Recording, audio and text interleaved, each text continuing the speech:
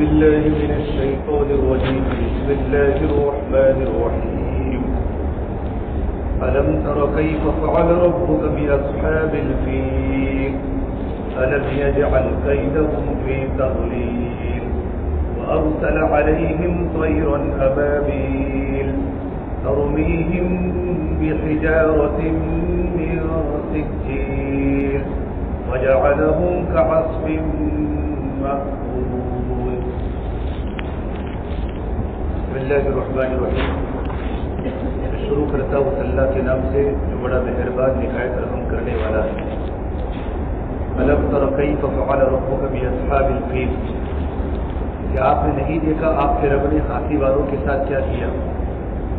ألم يجعل كيدهم في تضليل. کیا ان کا مکر ناکام نہیں کر دیا؟ وأرسل عليهم طيرا أبابيل. اور ان پر پرندوں کے جھنڈ بھیجے. ترميهم بحجارة من سجيل. جو ان پر کنکر کی پتھریاں پھینکتے تھے. وجعلهم كعصف مأكول. پھر اللہ تبارک و تعالیٰ نے ان کو کھائے ہوئے بھوسے کی طرح بنا دیا. یہ پچھلے پارے کی سورۃ الفیل ہے. فیل کا معنی ہوتا ہے ایلیفنٹ، ہاتھی. عرب کے اندر کی ہاتھی کو عربی میں فیل کہتے ہیں. اس آیت کا مستقل ایک شان نزول ہے کہ اللہ تعالیٰ نے اس سورت کو کیوں نازل فرمایا. سب سے پہلی بات ہے جب انسان قرآن کریم کو شروع کرے تو قرآن کریم کو شروع کرنے کے پہلے آدمی تعوذ پڑھے. اعوذ باللہ من الشیطان الرجیم. اس سے شیطان سے انسان کی حفاظت ہو جاتی ہے. کہ میں اللہ تبارک و تعالیٰ کی پناہ مانگتا ہوں شیطان محفوظ ہے. قرآن کریم میں جگہ جگہ پر اللہ تبارک و تعالیٰ نے اپنے بندوں کو شیطان سے ڈرایا ہے. اور شیطان کے بارے میں اللہ نے یوں کہا ہے کہ انسان کا یہ اوپن دشمن ہے، کھلا ہوا دشمن. ان الشیطان لکم عدو مبین. اور ایک جگہ پر اللہ نے کہا ہے کہ ان الشیطان لکم عدو فاتخذوه عدوا. یہ شیطان تمہارا دشمن ہے، تم اس کو بھی اپنا دشمن بناؤ. جب اللہ تعالیٰ نے کہہ دیا ہے کہ شیطان تمہارا کھلا ہوا دشمن ہے، تم اپنا دشمن بناؤ، تو انسان ہمیشہ شیطان کی وساوس سے اور شیطان کے حملوں سے بچے. جب بھی کوئی کتاب پڑھنا شروع کرے اور خاص طور پر کلام پاک پڑھے تو اس وقت شیطان مردود سے پناہ چاہے. علماء نے دیکھا جو انسان فجر کی نماز کے بعد 10 مرتبہ اعوذ باللہ من الشیطان الرجیم پڑھے گا اور مغرب کی نماز کے بعد 10 مرتبہ تعوذ اعوذ باللہ من الشیطان الرجیم پڑھے گا، پروردگار عالم پوری رات شیطان کے سر کے اللہ پاک اس کو محفوظ کرے گا. یہ ہمارا معمول بننا چاہیے. فجر کی نماز کے بعد 10 مرتبہ اعوذ باللہ من الشیطان الرجیم اور مغرب کی نماز کے بعد 10 مرتبہ اعوذ باللہ من الشیطان الرجیم. انسان کا جو بی پی ہائی ہوتا ہے اور انسان کو جتنا جو غصہ آتا ہے وہ شیطان کی بنیاد پر آتا ہے. اگر انسان فجر کی نماز کے بعد 10 مرتبہ اور مغرب کی نماز کے بعد 10 مرتبہ اس کا پڑھنے کا معمول رکھے گا تو شیطان کی شرارت سے پروردگار عالم کیا کرے گا؟ اس کو محفوظ کرے گا. اس سے ہمیشہ اعوذ باللہ شیطان الرجیم اس طرح میں بیٹھے گا، اس سے ہمیشہ سامنے بیٹھے گا، دونوں میں کبھی نہیں بیٹھے گا. قرآن کریم کا درس ہے، تعلیم الگ ہے، درس الگ ہے. جب بھی حدیث کا درس ہو، قرآن کریم کا درس ہو تو سامنے بیٹھے گا. اگر سامنے بیٹھے تو بات دلوں پر اثر کرتی ہے. اللہ کے نبی صلی اللہ تبارک و تعالیٰ علیہ وسلم نے بھی جگہ جگہ پر اپنی امت کو شیطان سے ڈرایا تھا. یہ ابلیس جس کو اللہ تعالیٰ نے جنت سے اللہ نے اس کو نکالا ہے، لیکن شیطان کی اولادوں میں لوگوں نے ایمان قبول کیا ہے. عبدالعزیز محدث دہلوی رحمۃ اللہ علیہ نے تفسیر حکمت میں لکھا ہے کہ عمر بن خطاب فرماتے ایک مرتبہ ہم اللہ کے نبی صلی اللہ تبارک و تعالیٰ علیہ وسلم کے ساتھ ہم تہامہ کے پہاڑ پر بیٹھے ہوئے تھے اور ایک بوڑھا مرد آیا اور بوڑھے مرد نے آ کر اللہ کے نبی کو سلام کیا. السلام علیکم یا رسول اللہ. آپ نے سلام کا جواب تو دیا لیکن آپ نے فرمایا مجھے لگتا ہے کہ جو بوڑھا ہے بوڑھا یہ جنات ہے، انسان نہیں ہے. پھر آپ نے پوچھا تم کون ہو؟ کہ میں جنات ہوں. تم کس کے بیٹے ہو؟ کہ میں ہیم کا بیٹا ہوں اور میرے ابا کا نام حاما ہے اور میرے دادا کا نام لوکیس ہے اور میرے پردادا کا نام ابلیس ہے، ابلیس کا پڑ پوتا ہوں. آپ صلی اللہ تبارک و تعالیٰ علیہ وسلم کا زمانہ اور ابلیس تو حضرت آدم علیہ السلام کے زمانے میں تھا، اور اللہ نے ابلیس کو آدم علیہ السلام کے زمانے کے اندر ہی اس کو جنت سے نکالا تھا، اس کا پڑپو تھا. تو آپ نے مجھے کتنی عمر ہے تیری کہ اللہ نے جتنی دنیا بنائی ہے، جتنی بڑی دنیا، وہ دنیا کی جتنی عمر ہے اس سے میری عمر تھوڑی ہی کم ہے. کہ جس وقت آدم علیہ السلام کے لڑکی قابل نے حابیل کو قتل کیا تھا، یہ میرے سامنے کا واقعہ ہے. اس وقت میں پہاڑوں پر چلتا تھا، گھومتا تھا، اور میں مسلمانوں کے گلوں کو لوٹتا تھا اناج، اور ایمان والوں کے دل میں ان کے رشتے داروں کے بارے میں بدگمانی ڈالتا تھا. جب یہ بات اس نے کہی تو اللہ کے نبی صلی اللہ تبارک و تعالیٰ علیہ کی صرف فرمایا تیرے بڑھاپے کی یہ عمل اور تیرے جوانی کی یہ عمل ہے. تو اس نے یوں کہا یا رسول اللہ تم مجھے ملامت مت کرو، میں ایمان قبول کر چکا ہوں اور میں نے اپنے گناہوں سے توبہ کی ہے. میں نوح علیہ السلام کی صحبت میں 1 سال مسجد میں اعتکاف کیا ہے، نوح علیہ السلام کی مسجد میں، اور میں ان کے ہاتھوں پر توبہ کی.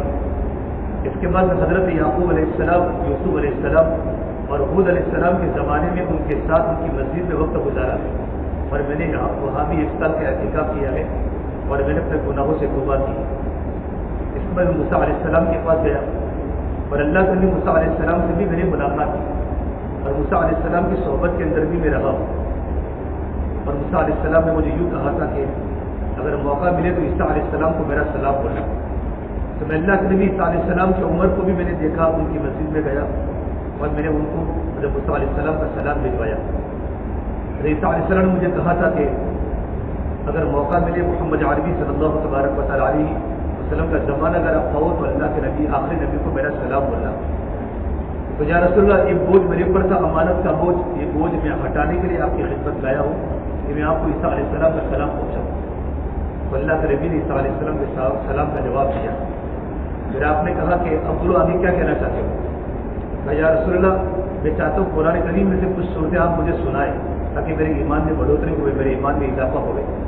تو اللہ کے نبی صلی اللہ تبارک و تعالیٰ علیہ وسلم نے سورہ عامہ تساءلون، سورہ النازعات اور بھی بڑی بڑی صورتیں اس کو سنائی. اس کے بعد آپ نے فرمایا جب تمہیں کسی بھی چیز کی ضرورت پڑے تو آپ میرے پاس ضرور آنا. جو عمر فرماتے ہیں کہ وہ تو چلا گیا. اس کے بعد اللہ کے نبی صلی اللہ تبارک و تعالیٰ علیہ وسلم دنیا سے رخصت ہو گئے. اب یہ نہیں پتا وہ زندہ ہے کہ مر گیا. اس کے بعد ہم نے دوبارہ اس کو نہیں دیکھا. لیکن ابلیس نے تو ہزاروں لاکھوں انسانوں کو گمراہ کیا. جب اللہ تعالیٰ جب چاہتا ہے تو اللہ نے ابلیس کے پڑ پوتے کو اللہ نے ایمان دیا. یہ یہودی جتنے بھی ہیں، یہودی آج دنیا میں سارے کے سارے نبیوں کی اولاد ہیں، انبیاء علیہ السلام کی اولاد ہے، یوسف علیہ السلام کی اولاد ہے، یعقوب علیہ السلام کی اولاد ہے، ابراہیم علیہ السلام کی اولاد ہے. لیکن انہوں نے نبیوں کی اولاد ہونے کے باوجود بھی اللہ کے نبی پر حسد کی بنیاد پر ایمان قبول نہیں کیا، اور آج ایمان والوں کو ختم کرنے کے در پہ. بسم اللہ الرحمن الرحیم. میں شروع کرتا ہوں اس اللہ کے نام سے جو اللہ بڑا مہربان نہایت رحم کرنے والا ہے. اس میں 3 نام ہے اللہ تبارک و تعالیٰ. ایک اللہ، یہ اللہ تبارک و تعالیٰ کا ذاتی نام ہے. الرحمن یہ اللہ تبارک و تعالیٰ کا صفتی نام ہے. الرحیم یہ اللہ تبارک و تعالیٰ کا صفتی نام ہے. علماء نے لکھا ہے تفسیر میں کہ کل قیامت کے دن اللہ تبارک و تعالیٰ اس امت کا اجر بہت بڑھائے گا دوسری نبیوں کی امت کے مقابلے میں. تو کہیں گے دوسرے نبی کہیں گے، اپنی امت دوسرے نبیوں کو کہے گی کہ اللہ کے نبی کیا ہے، اس امت کو اتنا سارا اجر کیوں دیا جا رہا ہے؟ اس امت کو اللہ نے وہ کلام دیا ہے اور وہ بسم اللہ دی ہے. جیسے بسم اللہ الرحمن الرحیم کو اگر ایک پلٹے میں رکھ دیا جاوے اور ساری دنیا کے انسانوں کے گناہوں کو ایک پلٹے میں رکھ دیا جاوے تو بسم اللہ الرحمن الرحیم والا پلٹا جھک جائے گا. تفسیر علامہ آلوسی بغدادی رحمۃ اللہ علیہ نے تفسیر محمد بیان میں لکھا ہے کہ علامہ سید سلیفہ الحنفی نے فرمایا کہ اللہ تبارک و تعالیٰ کے کل 3000 نام ہیں. 1000 نام اللہ تعالیٰ نے فرشتوں کو بتایا اور 1000 نام اللہ تعالیٰ نے نبیوں کو بتایا اور 300 نام اللہ تبارک و تعالیٰ کے توریت میں اور 300 نام اللہ تبارک و تعالیٰ کے زبور میں اور 300 نام اللہ تبارک و تعالیٰ کے انجیل میں اور 99 نام اللہ تعالیٰ نے قرآن کریم میں بیان کیا اور 1 نام اللہ پاک نے کسی کو نہیں بتایا. یہ اللہ تبارک و تعالیٰ کے پاس ہے. اور بسم اللہ الرحمن الرحیم اللہ تعالیٰ نے تینوں کے 3000 ناموں کو اللہ تعالیٰ نے سمیٹ لیا ہے. جو بھی بندہ بسم اللہ الرحمن الرحیم کو پڑھتا ہے وہ ایک ہی وقت میں اللہ پاک کے 3000 ناموں کو یاد کرتا ہے اور 3000 ناموں کو پڑھتا ہے. اور حدیث پاک میں جو انسان اپنا کوئی بھی کام بسم اللہ سے شروع کرے گا اللہ پاک کام میں تکمیل لائیں گے اور پروردگار عالم کام میں کیا کریں گے؟ برکت ڈالیں گے. ہر کام میں جب آدمی گھر میں داخل ہوئے، کھانا کھاوے، گھر میں چراغ جلاوے، تو آدمی اپنا ہر کام کیسے شروع کرے؟ بسم اللہ سے شروع کرے. یہ بہت بڑی چیز ہے. بسم اللہ پر بہت مستقل بیان ہے. پورے قرآن کریم کا خلاصہ سورہ فاتحہ ہے. پورے قرآن کریم کا خلاصہ کیا؟ سورہ فاتحہ. اور سورہ فاتحہ کا خلاصہ بسم اللہ الرحمن الرحیم ہے. جو انسان بسم اللہ الرحمن الرحیم کو پڑھ لیتا ہے وہ یا پورے قرآن کریم کو پڑھ لیتا ہے. بسم اللہ پر تفسیر کرنے جاؤ تو پورا رمضان پورا ہو جاوے. خالی بسم اللہ الرحمن الرحیم کی آیت میں امام راضی نے 18,000 مسائل لکھے ہیں. 18,000 مسائل. ابن مسعود فرمایا کرے قرآن کریم اللہ تبارک و تعالیٰ کا دسترخوان ہے. بندہ جو بھی قرآن کریم میں سے چننا چاہے چن سکتا ہے. سمندر کی طرح گہرا ہے. ایک ایک حرف پر ہزاروں علوم قرآن کریم کے اندر ہے. یہ سورۃ الفیل قلم کا یہ واقعہ اللہ کے نبی صلی اللہ تبارک و تعالیٰ کی پیدائش کے 50 سال یا 55 سال پہلے کا واقعہ ہے. یمن کے ملک ہے. یمن کے بادشاہ کو ہیمیت کہا جاتا ہے، شاہان ہیمیت. جیسے مصر کے بادشاہ کو فرعون کہا جاتا ہے، حبشہ کے بادشاہ کو نجاشی کہا جاتا ہے، اور اٹل روم کے بادشاہ کو قیصر کہا جاتا ہے، ایران کے بادشاہ کو کسرا کہا جاتا ہے. یہ سب ٹائٹل ہے. اس طرح یمن کا جو بھی بادشاہ بنے گا اس کو بولیں گے حمیت. یمن کا جو آخری بادشاہ تھا حمیت جو تھا، اس کا نام تھا ذو نواس. یہ بت پرست تھا یمن میں، اور اس نے مسلمانوں پر بہت سارے مظالم ڈالے. یہاں تک ایک مرتبہ اس نے بہت بڑی کھندق کھدوائی، اور کھندق کھدوانے کے بعد اس نے پوری کھندق کو آگ سے بھرا، اور 20,000 عیسائی جو اس وقت تک عیسائی مذہب دین حق پر تھا، ایک اللہ تبارک و تعالیٰ کو مانتے تھے اور عیسیٰ علیہ السلام پر ایمان لانے والے تھے آپ صلی اللہ تبارک و تعالیٰ علیہ وسلم کی بعثت کے پہلے. تو اس نے ان تمام کے تمام عیسائی مومنین کو خندق میں 20,000 مسلمانوں کو ڈال کر ان تمام کو ختم کر دیا. وہ ذو نواس بادشاہ ہے. 2 انسان چپکے چپکے وہاں سے بھاگنے میں کامیاب ہوئے اور وہ سیدھے ملک کے شام پہنچے، اور ملک شام کے بادشاہ کو جا کر ذو نواس کی شکایت کی. بادشاہ سلامت اس نے اس طرح مسلمانوں پر ظلم کیا ہے، وہ بت پرست ہے. اور شاہ قیصر جو تھا، قیصر یعنی روم کا جو بادشاہ تھا، ملک شام کا جو بادشاہ، وہ عیسائی مذہب پر تھا.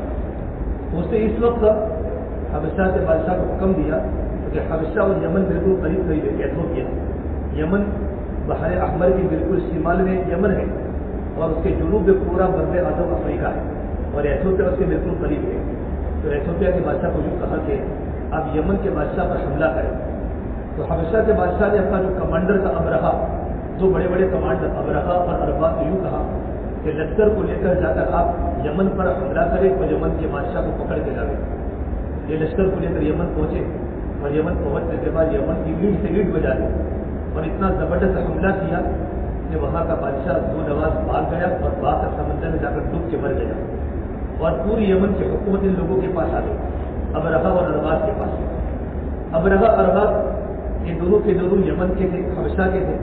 یمن میں جانے کے بعد دونوں کے اندر آپس میں مقابلہ ہوا حکومت کی لالچ میں، یہاں تک کہ ابرہا نے ارباز کو قتل کر دیا.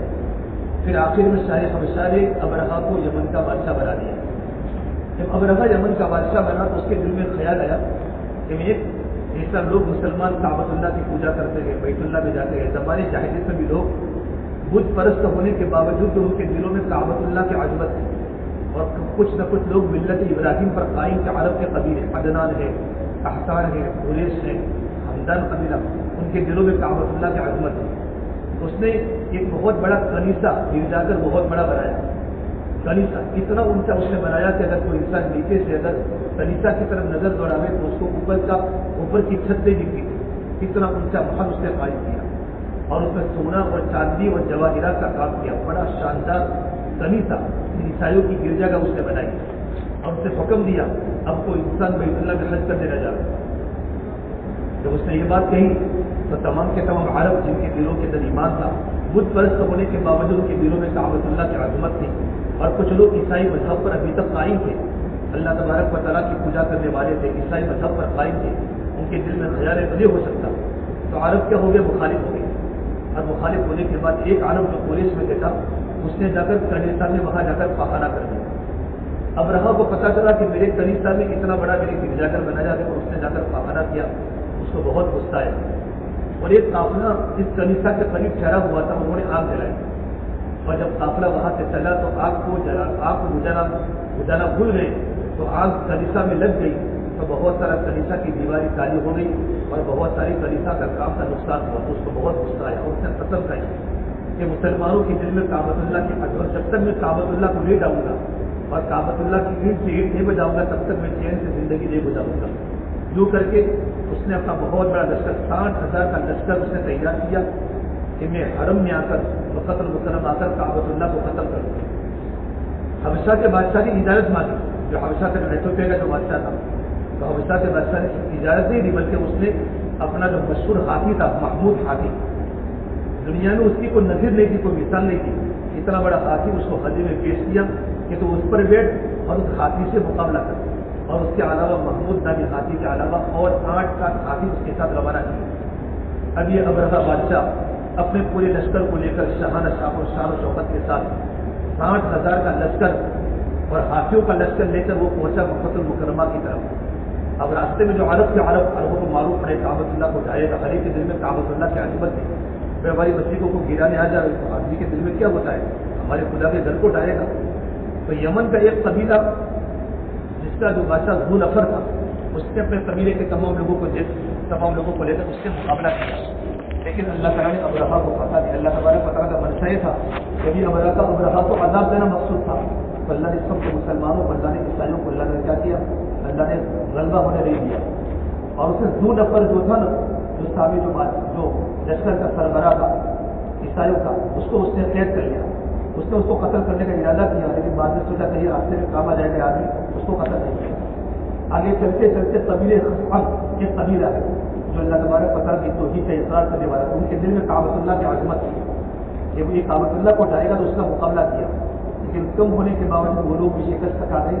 اس نے ذو نفر کو بھی پکڑ لیا اور قبیلے خصعم کے سردار کو بھی پکڑ لیا، تو پھر میں حبیب نام کا اس کا چلتے چلتے طائف پہنچا۔ طائف والوں کے اندر بھی کعبۃ اللہ کی بڑی عظمت ہے، لیکن طائف والوں کو معلوم ہو گیا کہ دو لشکر نے مقابلہ کیا ابرہہ کے سامنے اور دونوں کے دونوں لشکر پسپا ہو گئے، دونوں کے دونوں ہار چکے ہیں، اور اگر ہم اس کا مقابلہ کریں گے تو طائف ایک بہت بڑا بت تھا، لات بت تھا، لات اس کا نام لات تھا، اس کی وہ لوگ پوجا کرتے تھے، تو ان کو گھبراہٹ ہوئی کہ اگر ہم اس کا مقابلہ کریں گے تو ہمارے بت کو لوگ کیا کریں گے، گرا لیں گے۔ انہوں نے اسی لیے غنیمت جانا کہ اس سے مقابلہ نہ کیا جائے۔ جب یہ لوگ طائف پہنچے ابرہہ اپنے لشکر کو لے کر، تو طائف والوں جمع کر کے کہا ہم تمہارا مقابلہ نہیں کرتے، بلکہ ہم تو آپ کو ایک رہبر دیتے ہیں جو آپ کو کعبۃ اللہ کے بارے میں ایک بات کو بتائے گا اور کعبۃ اللہ کے راستے کی رہبری کرے گا۔ میں پورا کا پورا ابرہہ کا لشکر 60,000 کا لشکر جب پہنچا مکۃ المکرمہ، اور مکہ کے قریب ایک جگہ ہے محمد، اس جگہ پر ایک پورا کا پورا قافلہ وہاں ٹھہرا ہے۔ وہ اللہ کے نبی صلی اللہ علیہ وسلم تو پیدا بھی نہیں ہوئے تھے، اور اللہ کے نبی کے خاندان کے اونٹ باہر جا چکے تھے۔ اس ابرہہ کے قافلے نے پورے کے پورے اونٹوں کے قافلے پر حملہ کیا، ان اونٹوں پر سارے کے سارے اونٹوں کو کیا کر لیا، اپنے قافلے میں شامل کر لیا، یہاں تک کہ اس کے بعد جب وہ لوگ وہاں ٹھہرے تو اپنا ایک سفیر تھا جس کا نام تھا ارباد، اس سفیر کو یوں کہا کہ تم مکہ المکرمہ والوں کو جا کر کہو کہ ہم تم سے لڑائی کرنے نہیں آئے، ہم تو صرف کعبۃ اللہ کو ڈھانے کے لیے آئے۔ اور ہاتھوں کو لے کر کیوں آئے تھے، ان کا مقصد یہ تھا، ان کا ریزن یہ تھا کہ کعبۃ اللہ جن ستونوں پر قائم ہے، ان ستونوں پر زنجیریں، لوہے کی زنجیریں ڈال کر ہاتھیوں کے گلے میں ڈالیں گے، ہاتھیوں کو چلائیں گے تاکہ پورا کعبۃ اللہ زمین سے ہی، یہ ان کا بنیادی مقصد ہے، کعبۃ اللہ کو مکمل ڈھانے۔ یہ لوگ مکہ والوں کے پاس پہنچے کہ ابرہہ نے مجھے سفیر بنا کر بھیجا ہے، قاصد بنا کر مجھے بھی کہا ہے کہ میں کعبۃ اللہ کو ڈھانے آیا ہوں، تم سے میں لڑائی کرنے نہیں آیا ہوں، اگر تم ہم کو نہیں چھیڑو گے تو ہم تم کو نہیں چھیڑیں گے۔ ان لوگوں نے کہا یہ کعبۃ اللہ کے متولی اللہ کے نبی کے دادا عبدالمطلب، اب عبدالمطلب کی ملاقات کر لیں۔ تو عبدالمطلب کے پاس پہنچے، عبدالمطلب نے کہا دیکھو یہ کعبۃ اللہ کا گھر ہے، ہمارا لشکر کم ہے، ہم اس کا مقابلہ نہیں کر سکتے، نہ ہم لڑنے کے لیے آئے نہ ہم لڑیں گے، اب کعبۃ اللہ تعالیٰ کا گھر ہے، اللہ کا گھر ہے تو اللہ پاک کی حفاظت کرے گا۔ تو وہ سفیر یوں کہ ایک کام کرو میں تمہاری ملاقات ڈائریکٹ عبدالمطلب سے کرا لیتا ہوں۔ جب عبدالمطلب کو لے کر وہ سفیر پہنچا تو اس وقت ابرہہ بادشاہ اپنے تخت پر بیٹھا ہوا تھا، اور اللہ کے نبی کے دادا بڑے اونچے تھے، ان کے چہرے کی شکل بڑی وجیح تھی، بڑے خوبصورت تھے، تو روب کو دیکھ کر ان کے چہرے کی شکل کو دیکھ کر یہ بڑے بڑے آدمی دکھ رہے گئے، اس نے اپنے آپ کو تخت سے نیچے اتار کر عبدالمطلب کے ساتھ بیٹھ گیا اور اپنے سفیر سے کہا کہ بولو عبدالمطلب کیوں آئے ہیں؟ عبد المطلب نے پہلے ہی کہا کہ بھائی میرے اونٹ واپس لاؤ، کیونکہ عبد المطلب کے 200 اونٹ تھے اور 200 اونٹ کو اس نے قبضہ کیا تھا کہ میرے اونٹ واپس لاؤ. تو اس نے یوں کہا، اپنے سخی کو یوں کا ترجمہ کو کہا، عبد المطلب کو جا کر کہہ دو کہ تم کو دیکھ کر میرے دل میں تمہاری عظمت آئی، لیکن جب تم نے اس طرح کی بات کی، نہ تمہاری زبان پر کعبۃ اللہ کی بات ہے کہ کعبۃ اللہ جو تمہارا دین ہے، تمہارا تقدس ہے، تو کعبۃ اللہ کی بھی کوئی بات نہیں، تم کو صرف اپنے اونٹوں کی فکر ہے، تو میرے دل سے تمہاری قدر بالکل ختم ہو چکی ہے کہ تم کو تمہارے اونٹوں کی فکر ہے. تو عبد المطلب نے جواب دیا کہ وہ اونٹ میرے ہیں، اس سے مجھے میرے اونٹ کی فکر ہے. یہ کعبۃ اللہ اللہ کا گھر ہے اور اللہ تعالیٰ کے گھر کی اللہ تبارک و تعالیٰ کی حفاظت کرے گا، مجھے میرے اونٹ واپس دے دو. تو ابرہا نے فوراً اونٹوں کو واپس کر دیا. عبد المطلب نے ایک روایت ہے کہ عبد المطلب نے یوں کہا، اگر تم کعبۃ اللہ کو اگر تم گراؤ گے تو اللہ پاک کا تم پر عذاب آئے. تو ابرہا نے تکبر کے لہجے میں یوں کہا، تمہارا خدا کعبۃ اللہ کے گرانے سے ہم کو نہیں بچا سکے گا. تو عبد المطلب یوں کہا کہ تمہاری جو مرضی ہو تم کر لو.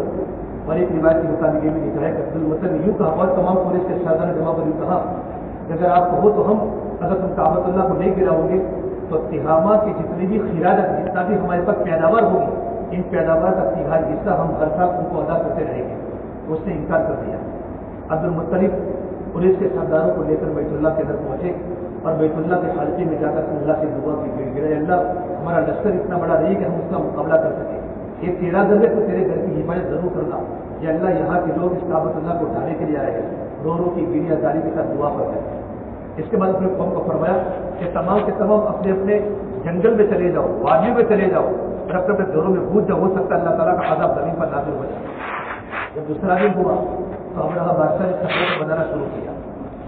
اب کعبۃ اللہ کو اٹھانا ہے، جیسے صفوں کو بنانا شروع کیا تو کفر بن حبیب جو آگے جو سن سمیرہ جس سے مقابلہ اس کا جو سردار جس کو قید کیا تھا، اس نے اس محمود نامی کے ہاتھی کے کان میں کہا تو جہاں سے آیا وہاں چلا جا، یہ تو اللہ تعالیٰ کے حرم میں ہے اور تو اللہ تعالیٰ کے امان میں ہے.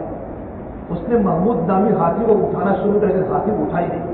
اتنا مضبوط ہاتھی، نامور ہاتھی، یہاں تک کہ اس کے ناک میں لوہے کے آنکڑے لا کر کھینچا تب بھی ہاتھی نے اٹھا. بہت مارا، لوہے کے ہتھیاروں سے اس کو مارا لیکن ہاتھی نے اٹھا. جب ہاتھی کو اٹھا کر مصر کی طرف اس کو روانہ کرتے تو کھڑا ہو جاتا، مصر کی طرف، ملک شام کی طرف، یمن کی طرف، لیکن کعبۃ اللہ کی طرف کھڑا کرتے تو بیٹھ جاتا تھا. یہاں تک کہ وہ ہاتھی اٹھائی نہیں. پھر اچانک اس نے بھی تمام سب نے مل کر جیسے ہی کعبۃ اللہ کو اٹھانے کا ارادہ کیا، اللہ نے فوراً اللہ نے مشرق کی طرف اللہ نے پرندے دیے، بالکل کبوتر سے چھوٹے پرندے، اور ان پرندوں کے پنجے سرخ کلر کے، ایسے پرندے کبھی دیکھنے میں آج تک دنیا میں وہ پرندہ موجود نہیں ہے. جب وہ قسم آبادی کہتے ہیں، وہ آبادی وہ پرندہ نہیں ہے. یہ آبادی کا ترجمہ ہوتا ہے غول کے غول، یعنی لشکر کے لشکر پرندے آئے اور ہر پرندے کے پاس 3 کنکریاں تھیں. ایک کنکری پرندے کے چونچ میں تھی اور 2 کنکریاں پرندوں کے پروں میں تھی. جیسے ہی پرندے 60,000 لشکر کے اوپر آ کر حاوی ہو گئے اور جو کنکری گرتی تھی تو کنکری سن سے اندر سے گرتی پورے بدن کے جو ٹکڑے کر کے زمین میں ٹکڑتی چلی جائے گی. دیول پر گولی سے بھی خطرناک کام کیا تھا کہ سر کے اندر سے وہ کنکری جاتی، پورے بدن کے جو ٹکڑے ہو جاتے تھے اور اسی زمین میں وہ کنکری چلی جاتی. یہاں تک کہ ہزاروں لشکر وہی ختم ہو گیا، برباد ہو گیا. کسی کا سر ٹوٹ گیا، کسی کا ہاتھ ٹوٹ گیا. بہت سے لوگ بھاگ کے نکلے لیکن چچک کی بیماری پیدا ہو گئی اور بڑے بڑے دانے ان کے بدن پر نکل آئے اور پیپ بہنے لگا. یہاں تک کہ وہ جو بادشاہ تھا ابرہا کو بڑے بڑے پھوڑے، لیکن اللہ نے ابرہا کو بہت دے دی. ابرہا کے بدن کی انگلیاں اور بدن کے اعضاء گل کر کے زمین پر گرتے تھے پانی کی طرح اور پیپ کی طرح. اس طرح گرتا گرتا وہ پہنچا اپنے ملک یمن میں طرف، صنعا کی طرف، اور وہاں جانے میں اس کا پورا کا پورا سینہ پھٹا اور پورا بدن پیپ کی طرح زمین پر بہہ گیا. اللہ نے عبرتناک انجام دی، اللہ نے عبرتناک موت دی. یہ واقعی کا پس منظر ہے کہ اللہ تبارک و تعالیٰ نے قریش کی عزت بتائی کہ قریش کا کتنا بڑا اللہ تعالیٰ کی نگاہ کا مقام ہے. اس واقعے کے ہونے کے بعد اچھا جو ہاتھی باندھے 2 ہاتھی چلانے والے، اللہ نے ان کو اندھا کر دیا، دونوں کو اپاہج کر دیا. پھر عائشہ فرماتی ہے کہ میں نے اپنے زمانے میں ان دونوں کو دیکھا ہے کہ مکۃ المکرمہ میں بھیک مانگا کرتے تھے اور آنکھوں سے نابینا تھے اور پیروں سے اپاہج تھے. قریش کی پوری ذات پورے عرب میں بیٹھ گئی اور یہ قریش کا قافلہ جہاں سے بھی گزرتا تھا ان کو کوئی چھیڑتا نہیں تھا.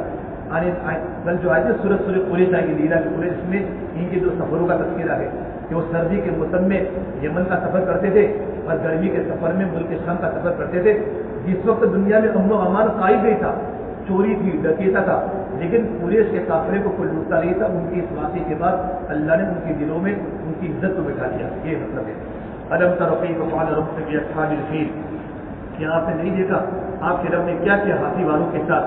الم یجعل کیدہم فی تضلیل، کیا ان کا مکر ناکام نہیں کر دیا؟ اور ان پر اللہ نے جون کے جڑ پرندے بھیجے. یہ آج کل جو آبادی جو پرندے ہیں وہ پرندے سے مراد وہ پرندہ نہیں ہے جو اللہ نے بطور عذاب کے بھیجے تھے. وہ پرندوں کی نسل دنیا کے اندر نہیں ہے. کبوتر سے چھوٹے پرندے تھے اور ان کے پنجے بالکل لال تھے. ترمیہم بحجارۃ من سجیل، جو ان پر کنکر کی پنسری چڑھتے تھے. سجیل مٹی کے پتھر، اصل مٹی، بالکل پانی میں مٹی ڈالنے کے بعد کیسی مٹی ہوتی ہے اس کو آگ میں تپانے کے بعد جو مٹی پکتی ہے نا وہ کنکریاں تھی. اس کنکری میں اللہ نے وہ اثر دکھایا کہ جس انسان کے سر پر گرتی اس کے 2 ٹکڑے ہو جایا کرتے تھے. فجعلہم کعصف مأکول، اللہ تبارک و تعالیٰ نے ان کو کھائے ہوئے بھوسے کی طرح بنا دیا. کھائے ہوئے بھوسے کا مطلب کیا ہوتا ہے؟ آپ نے دیکھا کھیت میں جب ساری کھیتی کٹ جاتی ہے تو ساری کھیتی کے کٹنے کے بعد جو وہاں بچتا ہے اس کو بولتے ہیں چارہ، بھوسا. اور جانور جب بھی ان بچے ہوئے چارے کو جب منہ میں لیتا ہے تو منہ میں لینے کے بعد جب وہ نکالتا ہے وہ بالکل ایسا بدمزہ ہو جاتا ہے اور بالکل ایسا خطرناک دکھتا ہے کہ انسان کو دیکھنے کا جی نہیں ہوتا. اللہ فرماتے ہم نے وہ پورے کے پورے دستر کو بالکل بھوسے کی طرح بنا دیا. جو بھی اللہ کا مقابلہ کرے گا اللہ پاک اس کی حالت کو ایسا ہی کریں گے. فجعلہم کعصف مأکول. اللہ